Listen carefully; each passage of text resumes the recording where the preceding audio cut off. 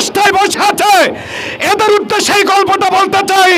তোমরা মনে করো না ছাত্ররা ফু বন্ধ হয়ে গেছে। যেই ছাত্ররা ফু দিয়ে রক্তের বিনিময় ওই সিংহাসনে বসেছে, ওই সিংহাসন থেকে আবারও ছাত্ররা ফু দিয়ে মাঠে নামাইতে দেরি করবে না, দেরি করবে না।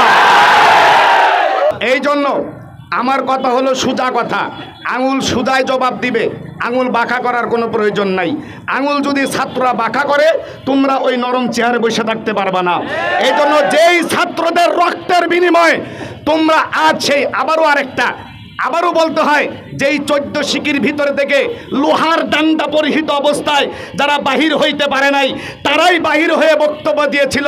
এই কচি কচি ছেলেরা, ফিটার খাওয়ানোওয়ালা ছেলেরা আমাদেরকে মুক্ত করেছে, আমাদের জীবনটা বাঁচিয়ে দিয়েছে।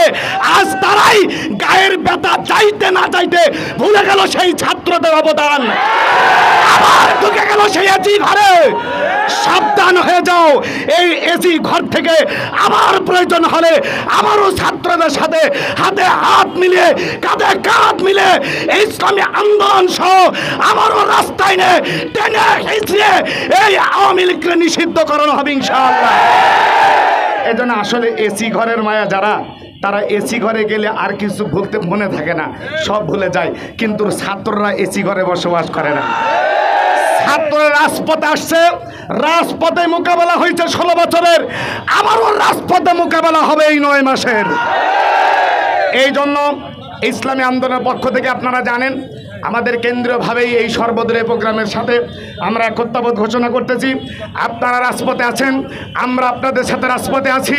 এই আওয়ামী লীগ সরকারকে নিষিদ্ধ করার জন্য আমাদের কেন্দ্রের থেকে যেভাবে যে নির্দেশনা আছে, আপনাদের সামনে, আপনাদের ডানে, আপনাদের পিছনে আমরা অকুতবার পাহারা হয়ে থাকবে ইনশাআল্লাহ। এবার থেকে ছাত্রদের একটা রক্ত জীবন করে, একটা শহীদ হলে ইসলামী আন্দোলনের 10টা শাহাদাত বরণ করবে ইনশাআল্লাহ।